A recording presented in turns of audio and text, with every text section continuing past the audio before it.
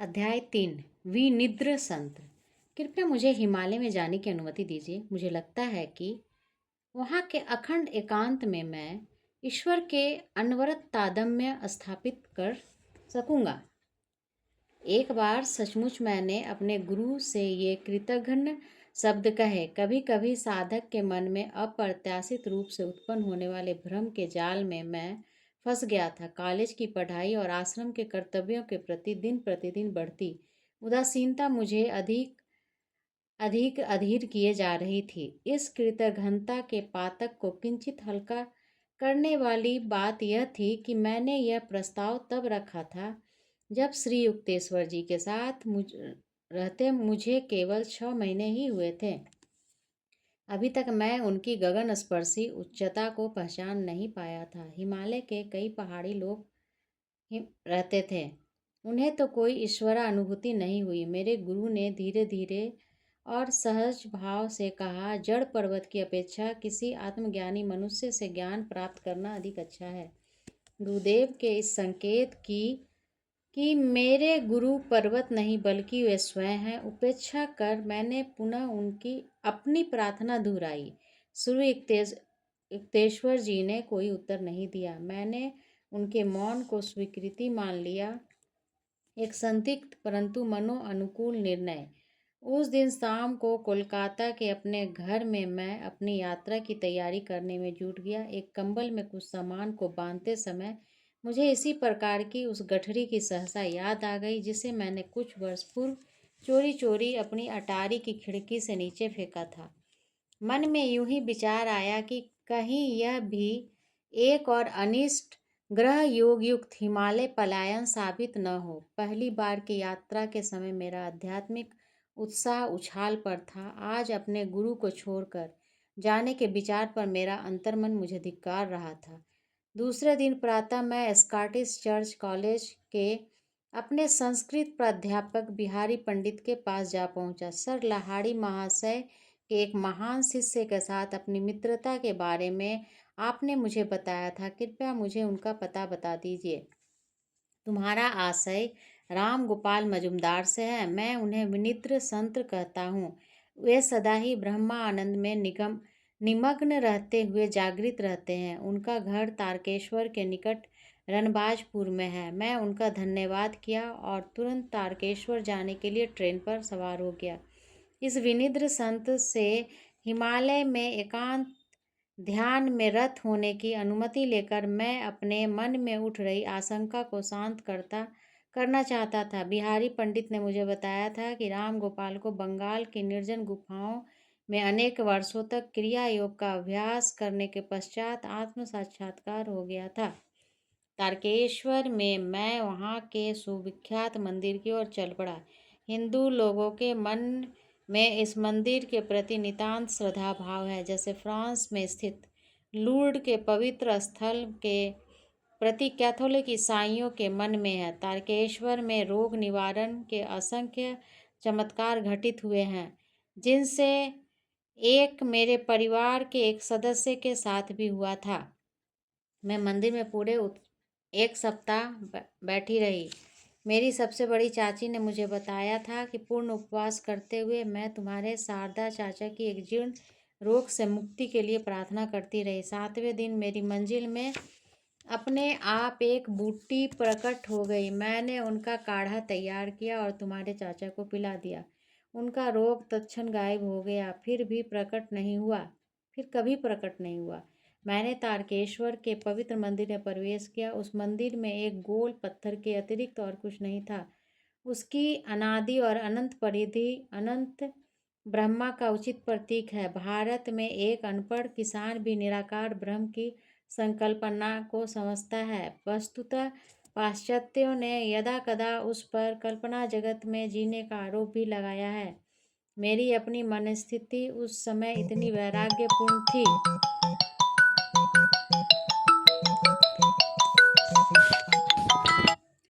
मेरी अपनी मन स्थिति उस समय इतनी वैराग्यपूर्ण थी कि उस पत्थर के आगे नतमस्तक होने की मेरी इच्छा नहीं हुई। मुझे लगा कि ईश्वर को केवल अपनी आत्मा में ही ढूंढा जाना चाहिए। मैं वहाँ प्रणाम किए बिना मंदिर से बाहर आ गया और निकट स्थित रणबाजपुर की ओर द्रुत गति से चल पड़ा। रास्ते में मिले एक व्यक्ति से जब मैंने रणबाजपुर का रास्ता पूछा तो वह दीर्घ चिंतन में डूब गया। आगे एक चौराहा आएगा, वहाँ दाहिने मुड़ जाओ और चलते जाओ, उसने प्रश्न देवता की गहन भाव भंगिमा में अनंत उच्चारण किया। उसके दिशा निर्देश का पालन करते हुए मैं एक नहर के किनारे किनारे चलता गया। चलते चलते अंधेरा हो गया। जंगल में बसे गांव के बाहर का इलाका चमकते जुगनुओं और आसपास मंडराते सियारों की हुआ हुआ से सजीव हो उठा। चांद का प्रकाश इतना मंद था कि उसमें रास्ता दिखाई देना कठिन हो गया था। 2 घंटे तक मैं ठोकरे खाता रहा। गाय के गले में बंधी घंटी की वह आह्लादक ध्वनि मेरे बारंबार जोर जोर से पुकारने पर आखिर एक किसान मेरे पास आ गया। मैं राम गोपाल बाबू की खोज में हूँ। इस नाम का कोई व्यक्ति मेरे गांव में नहीं रहता। उस आदमी ने कटु स्वर में कहा, तुम शायद झूठ बोल रहे हो और कोई जासूस हो। उसके राजनीतिक आशंकाओं में व्यथित मन से संदेह दूर करने की आशा से मैंने हृदय स्पर्शी ढंग से अपनी राम कहानी उसे सुनाई। वह मुझे अपने घर ले गया और उसने मेरी अच्छी आवभगत की। रणबाजपुर तो यहाँ से काफ़ी दूर है, उसने कहा। चौराहों पर तुम्हें बाएं मुड़ना चाहिए था, दाहिने नहीं। खिन्न मन से मैं सोचने लगा, मुझे रास्ते में मिलकर दिशा निर्देश देने वाला वह पहला आदमी अनभिज्ञ पथिकों के लिए एक निश्चित अभिशाप था। मोटे चावल का भात, मसूर की दाल और आलू और कच्चे केले की रसदार सब्जी से स्वादिष्ट भोजन के बाद आंगन से सटी एक छोटी सी झोंपड़ी में मैं सोने के लिए चला गया। दूर कहीं पर गांव के लोग मृदंगों और करतालों की ध्वनि के साथ उच्च स्वर में कीर्तन कर रहे थे। उस रात नींद आने का तो प्रश्न ही नहीं था। मैं एकांतवासी योगी राम गोपाल के पास पहुंचा, जाने के लिए गहरी प्रार्थना करता रहा। जैसे ही मेरी झोपड़ी के छिद्रों में उषा की पहली किरण अंदर आई, मैं रणबाजपुर के लिए निकल पड़ा। धान के उबड़ खाबड़ खेतों में से कटे हुए धान के ठूठों पर और सूखी मिट्टी के बड़े बड़े ढेलों से बचता बचाता मैं धीरे धीरे चलता जा रहा था। यदा कदा मिल जाने वाला कोई किसान मुझे पूछने पर एक ही उत्तर देता कि रणबाजपुर बस एक ही कोस दूर है। 6 घंटों में सूर्य ने क्षितिज के मध्याकाश की अपनी यात्रा तय कर ली, परंतु मुझे अब लगने लगा कि मैं रणबाजपुर में से सदा के लिए एक कोस दूर ही रहूंगा। दोपहर भी आधी ढल गई। जब भी मेरा विश्व अंतहीन धान खेतों में ही सिमट कर रह गया था।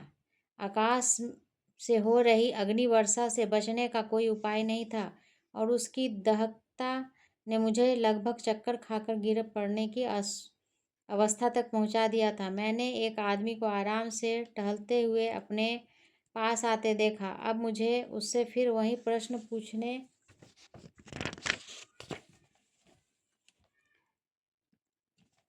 का साहस भी नहीं हो रहा था कि कहीं फिर बस एक कोस का उत्तर ना मिले।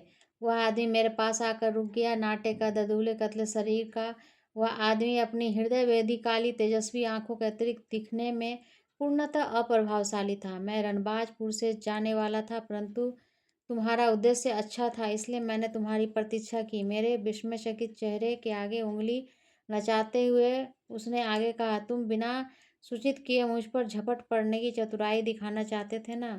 उस प्राध्यापक बिहारी को कोई अधिकार नहीं था कि वह तुम्हें मेरा पता दे दे। इस सिद्ध ने को अपना परिचय देना अब केवल शब्दाड आडंबर ही होगा। यह सोचकर आपने ऐसे स्वागत पर कुछ दुखित अंतःकरण से मैं अबाक खड़ा रहा। अचानक उन्होंने अगला प्रश्न किया, अच्छा बताओ तो तुम्हारे विचार में भगवान कहाँ है? क्यों? वह मेरे भीतर और सर्वत्र है। निश्चय ही मेरी व्याकुलता मेरे चेहरे पर पूर्णतः प्रकट हो रही थी। सर्वव्यापी हाँ, वे दबी हंसी हंसे। तब क्यों युवक महोदय, तुमने कल तारकेश्वर मंदिर के प्रस्तर प्रतीक में विद्यमान ब्रह्मा के आगे सिर नहीं झुकाया? तुम्हारे अभिमान के कारण ही तुम्हें उस पथिक द्वारा, जिसने दाहिने बाएं के सूक्ष्म भेदों की चिंता ही नहीं की, गलत दिशा निर्देश दिए जाने का दंड मिला। आज भी तुम्हें काफ़ी मुसीबतें झेलनी पड़ी है। मैं इस बात से विस्मय विभोर था कि मेरे सामने खड़े अति सामान्य दिखने वाले उस शरीर में सर्वव्यापी दृष्टि छुपी हुई थी और उनकी बात से मैं पूर्णतः सहमत था। योगी से एक व्यथा निवारक शक्ति निःसृत हो रही थी। मैं उस दाहक खेत में भी तत्क्षण ताजगी अनुभव करने लगा कि उसने जो मार्ग अपनाया है वही ईश्वर प्राप्ति का एकमेव मार्ग है। उन्होंने कहा, योग जिससे आप अपने भीतर ही ईश्वर मिल जाता है, निसंशय सर्वोच्च मार्ग है, जैसा कि लहारी महाशय ने हमें बताया है। परंतु भीतर ईश्वर की प्राप्ति हो जाने पर हम शीघ्र ही बाहर भी उसकी अनुभूति करते हैं। तारकेश्वर तथा अन्य स्थानों के पवित्र मंदिरों के प्रति उन्हें आध्यात्मिक शक्ति के केंद्र मानकर जो श्रद्धा भाव लोगों में है वो बिल्कुल सही है। योगी वर की आलोचनात्मक वृत्ति अब अंतर्निहित हो गई। उनके नेत्र करुणा दर्भता से स्निग्ध हो उठे। उन्होंने मेरा कंधा थपथपाया। छोटे योगी, मैं देख रहा हूँ कि तुम अपने गुरु से दूर भाग रहे हो। उनके पास वह सब कुछ है जिसकी तुम्हें आवश्यकता है। तुम्हें उनके पास लौट जाना चाहिए। आगे उन्होंने कहा कि पर्वत तुम्हारे गुरु नहीं बन सकते। 2 दिन पहले श्री युक्तेश्वर जी द्वारा प्रकट किया गया वही विचार, सिद्धजन केवल पर्वतों में ही निवास करें, ऐसा कोई विधि का विधान नहीं है। मेरी और रहस्यपूर्ण दृष्टि से देखते हुए वे कहते जा रहे थे, भारत और तिब्बत के हिमालय शिखरों का संतों पर कोई एकाधिकार नहीं है। जिसे अपने अंदर पाने का कष्ट न किया जाए उसे शरीर को यहाँ वहाँ ले जाने से प्राप्त नहीं किया जा सकता। जैसे ही साधक आध्यात्मिक धन लाभ के लिए विश्व के अंतिम छोर तक भी जाने को तैयार हो जाता है, उसका गुरु उसके पास ही प्रकट हो जाता है। मन ही मन मैं इस बात से सहमत हो गया। मुझे काशी के उस आश्रम में की हुई अपनी प्रार्थना का स्मरण हो आया, जिसके बाद भीड़ भाड़ से भरी एक गली में श्री युक्तेश्वर जी से मेरी भेंट हुई थी।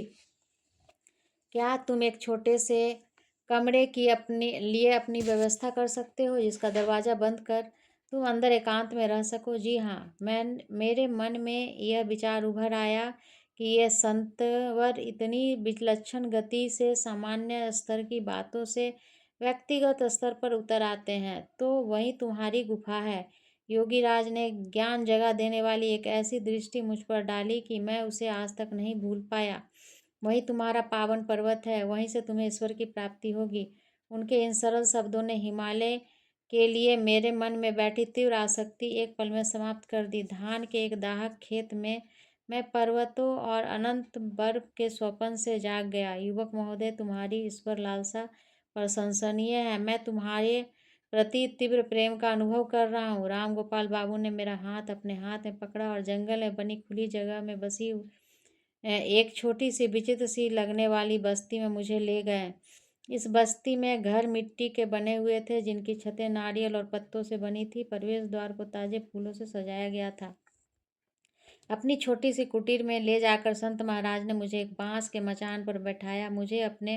मुझे उन्होंने नींबू का शरबत और मिश्री का एक टुकड़ा दिया। तत्पश्चात हम उनके आंगन में गए और पद्मासन लगाकर ध्यानस्थ हो गए। ध्यान में 4 घंटे बीत गए। मैंने आँख खोलकर देखा तो चंद्रमा के प्रकाश में योगीराज की मूर्ति निश्चल बैठी थी। मैं अपने पेट को दृढ़तापूर्वक याद दिला रहा था कि मनुष्य केवल अन्न से ही नहीं जीवित रहता। तभी राम गोपाल अपने आसन से उठ गए। मैं देख रहा हूँ कि तुम्हें बहुत जोर से भूख लगी। उन्होंने कहा, भोजन अभी तैयार हो जाएगा। आंगन में ही उन्होंने मिट्टी के एक चूल्हे में आग लगाई। थोड़ी ही देर में हम केले के विशाल पत्तों पर चावल और दाल खा रहे थे। उन्होंने खाना बनाने में मेरी ओर से कोई सहायता स्वीकार नहीं की थी। अतिथि देवो भव की हिंदू लोकोक्ति का भारत में अनादिकाल से श्रद्धापूर्वक पालन किया जाता रहा है। बाद में अपनी विश्व भ्रमण यात्राओं में मैं यह देखकर अत्यंत आनंदित हुआ कि अनेक देशों के देहाती इलाकों के अतिथियों का इसी प्रकार सम्मान किया जाता है। शहरी लोगों में अपरिचित चेहरों की अति बहुलता के कारण अतिथि सेवा का उत्साह ठंडा पड़ गया है। उस छोटी सी जंगल बस्ती में के एकांत में योगीवर के पास बैठे बैठे मनुष्य की भीड़ भाड़ से भरे स्थान कल्पनातीत रूप से सुदूर लग रहे थे। कुटीर का वह छोटा सा कमरा एक मृदु प्रकाश के रहस्यमय रूप से आलोकित लग रहा था। राम गोपाल ने मेरा बिस्तर बनाने के लिए कुछ फटे कंबल जमीन पर बिछा दिए और स्वयं एक चटाई पर बैठ गए। उनके आध्यात्मिक आकर्षण से विभोर होकर मैंने साहस बटोरकर एक निवेदन उनसे किया, महाराज, मुझे आप समाधि क्यों नहीं प्रदान कर देते? प्रियवश, मैं खुशी से तुम्हें इस संपर्क करा देता, परंतु उसका मुझे अधिकार नहीं है। उन्होंने अर्धोन्मिलित नेत्रों से मेरी ओर देखा। शीघ्र ही तुम्हारे गुरुदेव तुम्हें वह अनुभव प्रदान कर देंगे। इस क्षण तुम्हारा शरीर उसके लिए तैयार नहीं है। छोटे से विद्युत बल्ब में अत्यधिक वोल्टेज की विद्युत छोड़ दी जाए तो उसके जैसे परखच्चे उड़ जाएंगे। उसी प्रकार तुम्हारी नाड़ियाँ भी अभी महाप्राण के उस अत्यधिक भारी प्रवाह को सहन करने के योग्य नहीं बनी है। इसी समय यदि मैं तुम्हें समाधि दे दूं तो तुम ऐसे जलोगे कि मानो तुम्हारे शरीर की प्रत्येक कोशिका में आग लग गई हो। तुम मुझसे ब्रह्म ज्ञान चाहते हो। योगी वर सोच में डूबे हुए आगे कहते जा रहे थे, जब भी जितना नगण्य व्यक्ति मैं हूँ और उतनी अत्यक अल्प ध्यान धारणा मैंने की है, उसमें उससे मैं स्वयं इस अचरज में हूँ, क्या मैं भगवान को प्रसन्न करने में सफल हो पाया हूँ? और उनकी दृष्टि में अंतिम मूल्यांकन के समय मेरा मूल्य क्या होगा? महाराज, क्या आप लंबे समय से अनन्य भाव से ईश्वर प्राप्ति का प्रयास नहीं करते आ रहे हैं? मैंने कुछ खास नहीं किया है। बिहारी ने तुम्हें मेरे जीवन के विषय में अवश्य ही कुछ बताया होगा। 20 साल तक मैं एक निर्जन गुफा में प्रतिदिन 19 घंटे ध्यान करता था। फिर मैं उसमें उससे भी अधिक दुर्गम क्षेत्र में एक गुफा में जाकर 25 साल तक रहा। वहाँ मैं प्रतिदिन 20 घंटे यौगिक ध्यान में लीन रहता था। मुझे निद्रा की आवश्यकता नहीं थी, क्योंकि मैं सदा ईश्वर के साथ ही रहता था। निद्रा की साधारण अवचेतन अवस्था की आंशिक शांति से मेरे शरीर को जितना विश्राम मिलता, उससे कहीं अधिक समाधि की अधिचेतना अवस्था में पूर्ण शांति में मिलता था। निद्रावस्था में मांसपेशियों को विश्राम मिलता है, परंतु हृदय, फेफड़े और रक्त संचार प्रणाली निरंतर कार्यरत रहती है। उन्हें कोई विश्राम नहीं मिलता। अधिचेतना अवस्था में सभी आंतरिक अवयव भी महाप्राण की शक्ति से आवेशित होकर निष्क्रिय जीवंतता की अवस्था में स्थिर रहते हैं। ऐसी अवस्थाओं के कारण वर्षों से निद्रा मेरे लिए अनावश्यक हो गई है।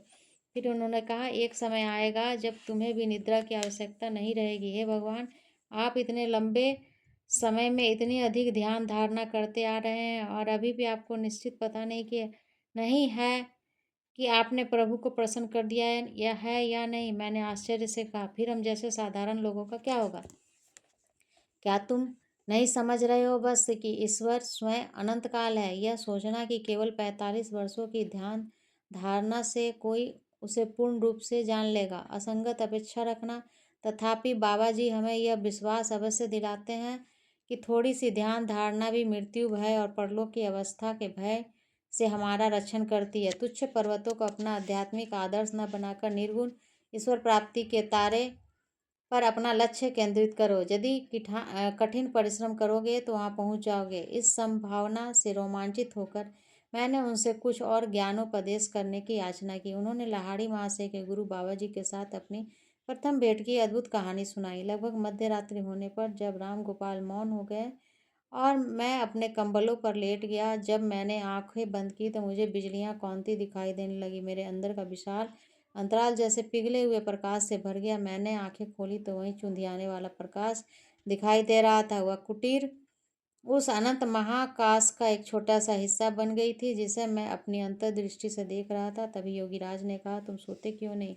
महाराज, मैं कैसे सो सकता हूँ जब मेरे चारों ओर बिजलियां कौंध रही हों, चाहे मेरी आंखें बंद हो या खुली। तुम धन्य हो जो तुम्हें यह अनुभव मिल रहा है। इस आध्यात्मिक प्रभा किरणों का दर्शन आसानी से नहीं होता। फिर उन्होंने स्नेह से कुछ और शब्द कहे। उषा काल होने पर राम गोपाल ने मुझे मिश्री के कुछ टुकड़े दिए और वापस लौट जाने के लिए कहा। उनसे विदा लेने में मुझे इतना दुख हो रहा था कि अश्रु मेरे गालों पर बहने लगे। मैंने तुम्हें खाली हाथ नहीं जाने दूंगा, योगीराज ने दयार्द होकर कहा। मैं तुम्हारे लिए कुछ अवश्य करूंगा। वे मुस्कुराए और उन्होंने अपनी दृष्टि मुझ पर स्थिर की। मैं निश्चल हो गया, मानो जमीन से चिपक गया हूँ।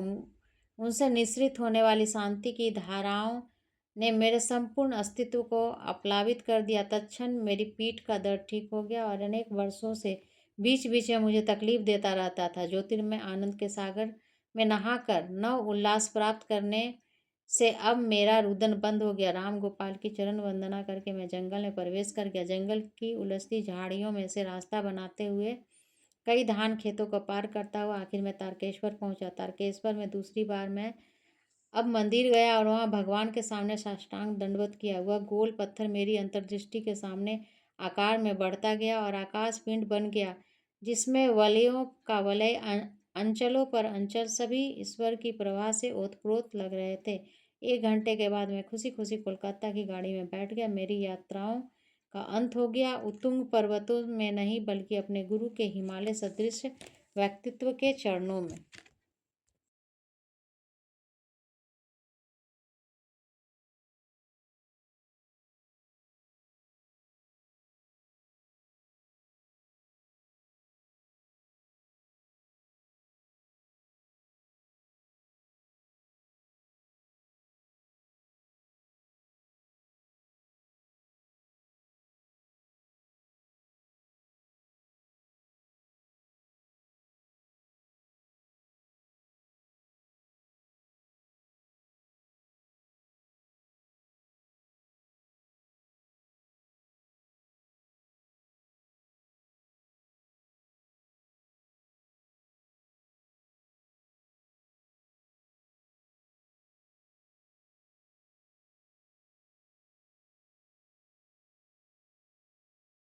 परमानंद मगन भक्त और उनकी ईश्वर के साथ प्रेम लीला।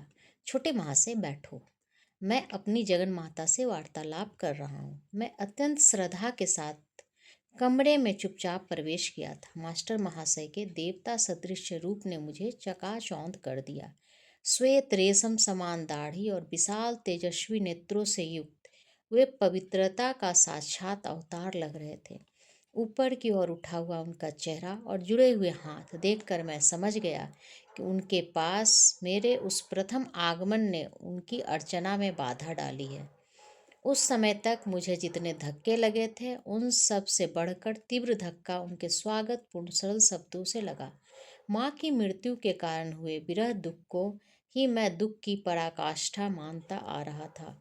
अब अपनी जगन्माता से विरह की भावना मेरी आत्मा को अवर्णनीय यातना देने लगी। विलाप करते हुए मैं जमीन पर गिर पड़ा। छोटे महाशय, शांत हो जाओ। संत वर को सहानुभूतिपूर्ण दुख हो रहा था। किसी अगाध समुद्र में असहाय छोड़ दिए गए मनुष्य की तरह अपने बचाव का एकमात्र उपाय जानकर मैंने उनके चरणों को कसकर पकड़ लिया। महात्मन, आप मध्यस्थता करें। जगन माता से पूछिए कि क्या मुझ पर उनकी कृपा दृष्टि होगी। इस प्रकार की मध्यस्थता का वचन सहज ही नहीं दे दिया जाता, अतः महात्मा चुप रहने पर बाध्य हो गए। मुझे समस्त शंकाओं से परे विश्वास हो गया था कि मास्टर महाशय वहाँ जगन माता से घनिष्ठता के साथ वार्तालाप कर रहे थे। यह सोचकर मैं अत्यंत अपमानित अनुभव कर रहा था कि मेरी आंखें जगन माता को देख नहीं सकती थी, जिन्हें अभी इस समय भी उस संत की निर्मल दृष्टि निहार रही थी। निर्लसता पूर्वक उनके पांव पकड़े हुए और उनके सौम्य विरोध को अनसुना करते हुए मैं बार बार उनकी मध्यस्थता की कृपा की याचना उनसे करता रहा। मैं परम प्रिय माँ तक तुम्हारी प्रार्थना पहुँचा दूंगा। मास्टर महाशय ने आखिर हार मानकर सहानुभूतिपूर्वक धीरे से मुस्कुराते हुए कहा। क्या शक्ति थी उन शब्दों में कि मेरा मन विरह व्याकुलता से तुरंत मुक्त हो गया। महाशय, अपना वचन याद रखिए। माँ का संदेश पाने के लिए मैं पुनः शीघ्र ही आपकी सेवा में उपस्थित हो जाऊंगा। एक क्षण पूर्व भी दुख और सिसकियों से मेरा जो कंठ स्वर अवरुद्ध हुआ जाता था, अब आशा की आनंद ध्वनि से मुखरित हो रहा था। लंबे जीने से नीचे उतरते उतरते अतीत की स्मृतियों से मेरा मन भर आया।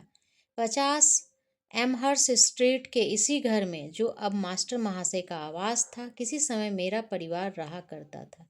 यही मेरी माँ की मृत्यु हुई थी। स्वर्गवासी माता के लिए यहीं पर मेरा मानवीय हृदय पीड़ित हुआ था और यहीं अब जगन माता के विरह में मेरी आत्मा विद्ध हो उठी थी। मेरे शोक विह्वल मन की वेदनाओं और अंततः मेरी निरामयता की मौन साक्षी बनी यही वे पुनीत दीवारें थी। घर जाते हुए मेरे पांव उत्सुकतावश जल्दी जल्दी उठ रहे थे। अपनी छोटी सी अटारी में मैं 10 बजे तक एकांत में ध्यान करता रहा। उष्ण रात्रि का अंधकार अचानक एक अद्भुत दृश्य के साथ प्रकाशमान हो उठा। दिव्य आभायुक्त जगन जननी मेरे पास खड़ी थी। मधुर स्मित करता उनका मुखराविंद परम सौंदर्य का मूर्त रूप था। सदा ही मैंने तुम्हें प्रेम किया है, सदैव मैं तुमसे प्रेम करती हूँ। उनका दिव्य स्वर अभी वातावरण में गूंज ही रहा था कि वे अदृश्य हो गई। दूसरे दिन प्रातःकाल सूर्य ने क्षितिज पर अभी झांकना प्रारंभ ही किया था कि मैं मास्टर महाशय के घर पहुंच गया। हृदय विदारक स्मृतियों से जुड़े उस घर की सीढ़ियां चढ़कर मैं चौथी मंजिल पर उनके कमरे के सामने पहुंच गया। बंद दरवाजे की मूठ पर एक कपड़ा लिपटा हुआ था, जो शायद इस बात का संकेत था कि वे एकांत चाहते थे। मैं दरवाजे के सामने दुविधा में खड़ा था कि इतने में मास्टर महाशय ने स्वयं दरवाजा खोल दिया। मैंने उनके पूज्य चरण कमलों में प्रणाम किया। दिव्य उल्लास को छिपाते हुए मैंने विनोद भाव में अपना मुख गंभीर बना लिया। महाशय, आपके संदेश के लिए मैं आ गया हूँ। मैं मानता हूँ कि अति भोर में ही आ गया हूँ। क्या प्रिय जगजननी मेरे विषय में कुछ कहा? नटखट छोटे महाशय। इसके अतिरिक्त उन्होंने कुछ भी नहीं कहा। स्पष्ट था कि मेरी गंभीरता का नाटक प्रभावी नहीं था। इतनी मूढ़ता, इतना छल क्यों? क्या संत कभी सीधी बात नहीं करते? मैं शायद थोड़ा चिढ़ गया था। क्या मेरी परीक्षा लेना अनिवार्य है? उनकी शांत आंखें समझदारी और विवेक से भरपूर थी। कल रात को 10 बजे स्वयं दिव्य रूपा जगन माता ने तुम्हें जो आश्वासन दिया, उसके बाद भी अब मेरे लिए कहने को कुछ बचा है? मेरी आत्मा की खिड़कियों को खोलने की कुंजी मास्टर महाशय के पास थी। मैंने पुनः उनके चरणों में साष्टांग प्राणिपात किया, परंतु इस बार मेरी आंखों से जो अश्रु बह रहे थे वे अतीव हर्ष के थे, दुख के नहीं। क्या तुम सोचते हो कि तुम्हारी भक्ति ने माता की अनंत करुणा को नहीं छुआ है? ईश्वर का मातृभाव जिसे तुमने मानवीय और दैवी रूपों में पूजा है, तुम्हारी आर्त पुकार का उत्तर दिए बिना कदापि नहीं रह सकता। ये सीधे साधे संत कौन थे जिनका परम सत्ता से किया गया छोटे से छोटा अनुरोध भी मधुर स्वीकृति पा जाता था? इस संसार के जीवन में उनकी भूमिका अत्यंत साधारण थी, जो मेरी दृष्टि में विनम्रता के सर्वश्रेष्ठ व्यक्ति के अनुरूप थी। एमहर्स्ट स्ट्रीट के इस घर में मास्टर महाशय लड़कों के लिए एक छोटा सा हाई स्कूल चलाते थे। उनके मुंह से कभी डांट फटकार का कोई शब्द नहीं निकलता था। उनका अनुशासन किसी नियम या छड़ी की वजह से नहीं था। इन सादगी युक्त कक्षाओं में सच्चा उच्चतर गणित सिखाया जाता था और सिखाया जाता था प्रेम का रसायन शास्त्र, जिसका पाठ्य पुस्तकों में कोई उल्लेख नहीं था। अगम्य प्रतीत होने वाले नीरस उपदेशों की अपेक्षा आध्यात्मिक संसर्ग के द्वारा ही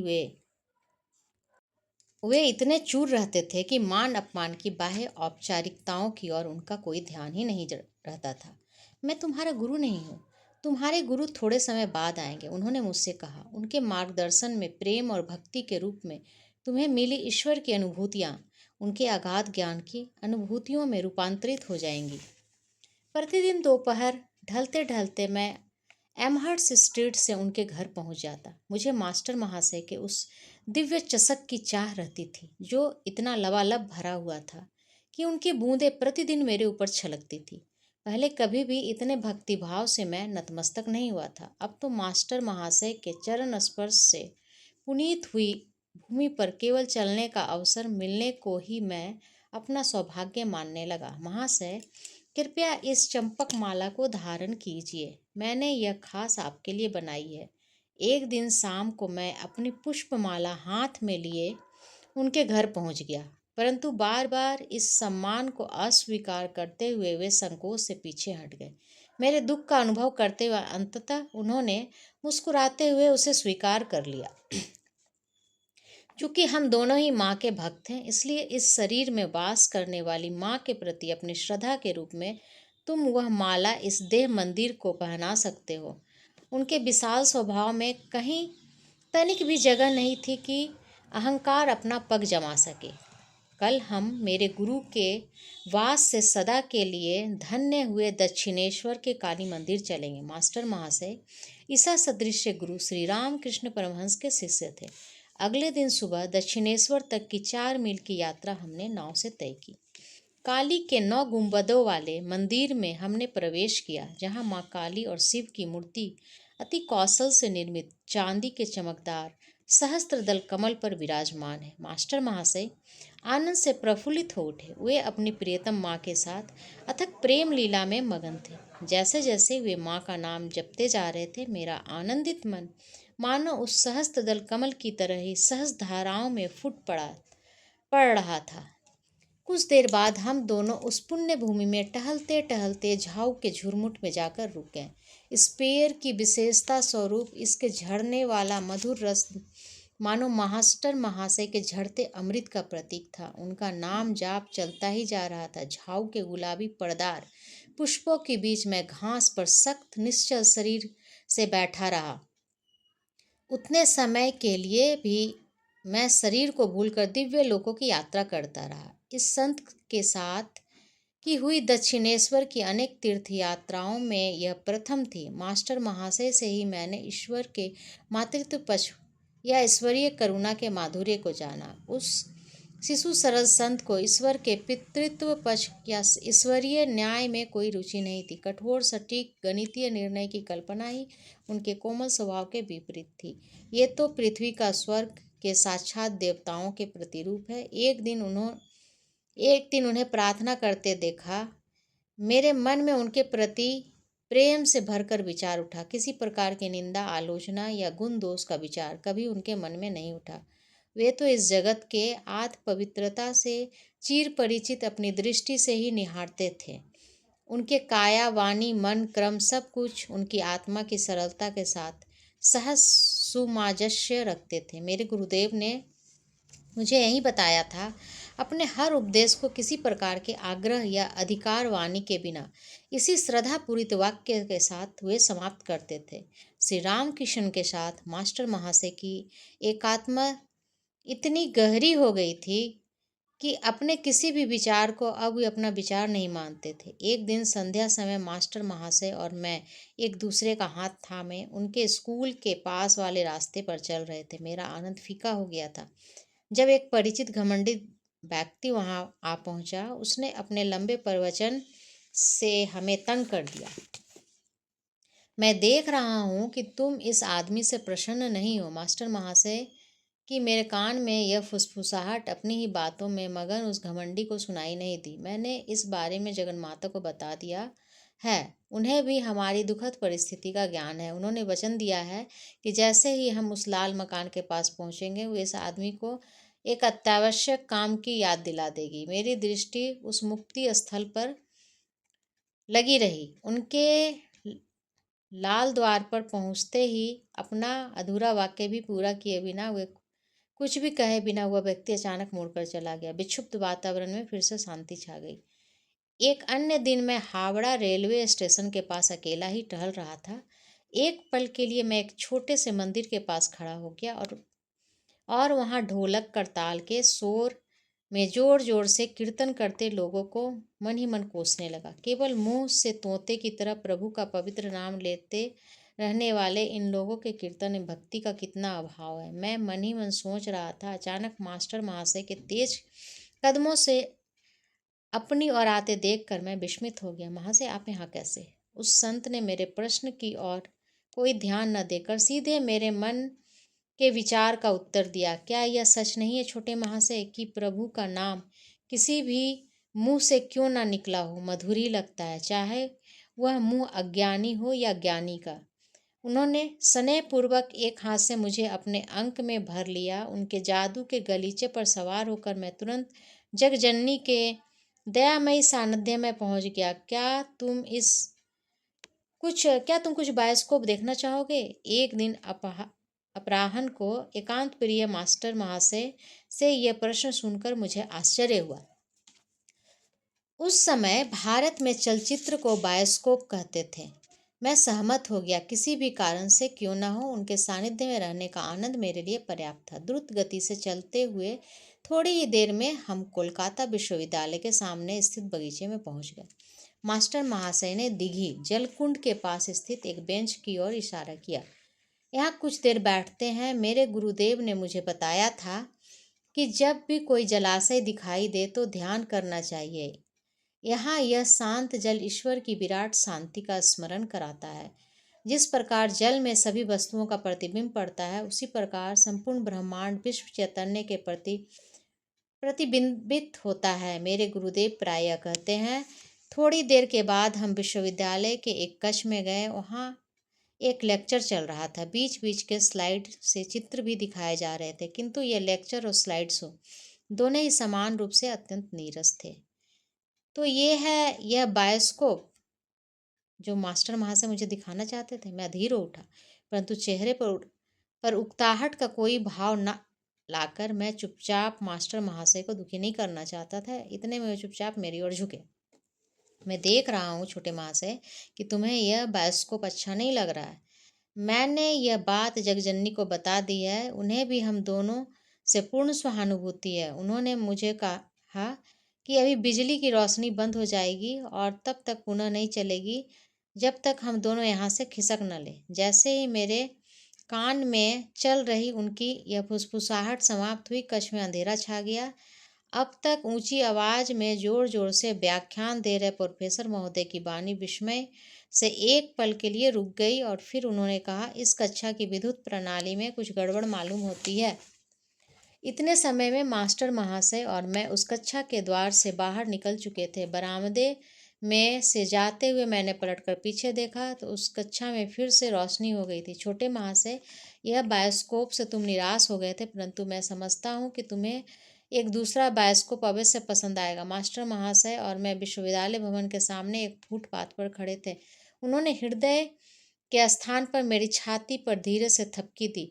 उसी के साथ मुझ पर एक अद्भुत निस्तब्धता छा गई, जैसे आधुनिक बोल पट यदि ध्वनि यंत्र में कुछ खराबी आ जाए तो मुख्य चलचित्र बन जाते हैं। उसी प्रकार विधाता के हाथ ने किसी अगम्य चमत्कार के द्वारा जगत के सारे कोलाहल का गला घोंट दिया। पदयात्री, ट्राम गाड़ियाँ, मोटर गाड़े, बैलगाड़ियाँ, लोहे के चक्कों वाली घोड़ा गाड़ियाँ, सब बिना कोई आवाज़ किए इधर से उधर आ जा रहे थे।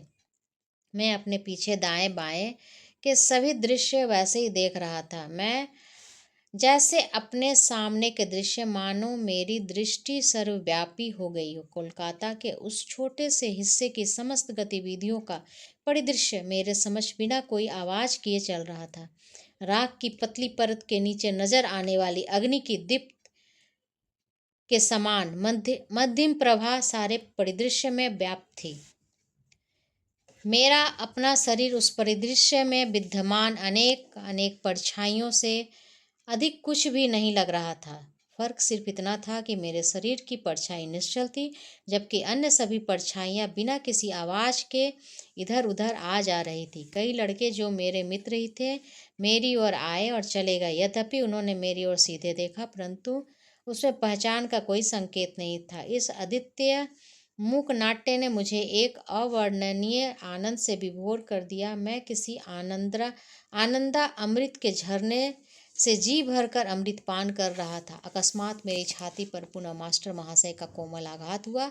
जगत का कर्ण कर्ण कर्कश कोलाहल मेरी अनिच्छुक श्रवण इंद्रियों पर टूट पड़ा। मैं लड़खड़ाया, जैसे किसी ने अत्यंत नाजुक स्वपन से निष्ठुरता पूर्वक जगा दिया हो।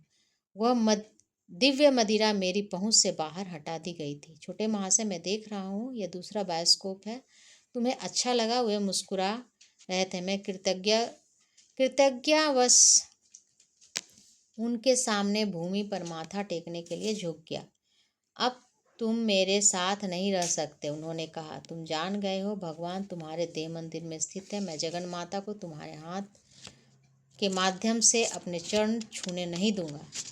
यदि किसी ने सीधे साधे विनम्र मास्टर महाशय को और मुझे उस समय उस भीड़ भरे फुटपाथ से दूर जाते देखा होगा तो उसे अवश्य ही संदेह हुआ होगा कि हम दोनों नशे में धुत हैं। मुझे लग रहा था कि संध्या के प्रकाश की रंग बदलती छटाएं भी हमारी ही तरह ईश्वर के नशे में डूबी जा रही थी। तुच्छ शब्दों में उनकी महाकृपा का वर्णन करने का प्रयास करते हुए विचार मेरे मन में आए बिना नहीं रहता कि क्या मास्टर महाशय और अन्य संतजनों को जिनसे मैं मिला था उस समय यह ज्ञात होता कि अनेक वर्षों परांत मैं एक पाश्चात्य देश में बैठकर उनकी भगवत भक्ति रस के ओतप्रोत जीवन की गाथाएं लिखूंगा। उन्हें इसका पूर्व ज्ञान हो तो मुझे कोई आश्चर्य नहीं होगा, न ही मैं सोचूंगा मेरे पाठकों को होगा तो यह यहाँ तक मेरे साथ रहे हैं। सभी धर्मों के संतों ने ईश्वर को दिव्य प्रियतम मानकर उनका सरल आधार पर ईश्वर साक्षात्कार प्राप्त किया है। चूंकि परब्रह्म निर्गुण और अचिंत्य है, इसलिए मानवीय विचार और आकांक्षा ने सदा ही उसे जगन माता का रूप दिया है। साकार सगुण ईश्वर और निराकार निर्गुण ब्रह्म के मतों का संयोग हिंदू विचारधारा की प्राचीन उपलब्धि है, जिसका प्रतिपादन वेद और भगवत गीता में किया जाता है। परस्पर विरोधी विचारों का यह मिलाप हृदय और बुद्धि दोनों को ही संतुष्ट करता है। भक्ति की ज्ञान मूलतः एक ही है, प्राप्ति ईश्वर में आश्रय लेना और शरणगति ईश्वरीय अनुकंपा के प्रति संपूर्ण समर्पण भाव वस्तुतः सर्वोच्च ज्ञान के पथ है। मास्टर महाशय एवं अन्य सभी संतों की विनम्रता इस बोध से उपजती है कि वे पूर्णतः उस ईश्वर पर निर्भर हैं जो एकमात्र जीविता आधार और एकमात्र विधाता है, क्योंकि ईश्वर का स्वरूप ही आनंद है। अतः ईश्वर के साथ तादात्म्य होने वाले या उसके मगन होने वाला मनुष्य सहज ही असीम आनंद को अनुभव करता है। आनंद उन सब चीज़ों में सर्वप्रथम और सर्वोपरि है जिनके लिए आत्मा की इच्छा शक्ति तड़पती है। सभी युगों में संतों ने शिशु सुलभ भाव से जगन माता को प्राप्त किया और उन सभी ने कहा कि उन्होंने सदा ही जगन माता को उनके साथ खेलते पाया। मास्टर महाशय के जीवन में महत्वपूर्ण और महत्वहीन अवसरों पर ही इस दिव्य खेल की अभिव्यक्तियां स्पष्ट हुई। ईश्वर की दृष्टि में कुछ भी छोटा या बड़ा नहीं होता। यदि छोटे से परमाणु को बनाने में ईश्वर ने अपनी अतिशय सूक्ष्मदर्शिता के औचित्य को न लगाया होगा, तो क्या आकाश, अभिजीत और स्वाति नक्षत्रों जैसी गौरवशाली रचनाओं को धारण कर पाता। महत्वपूर्ण और महत्वहीन का भेद प्रभु के लिए निश्चय ही अज्ञात है कि कहीं एक सुई के अभाव में पूरा ब्रह्मांड ही ढल जाए।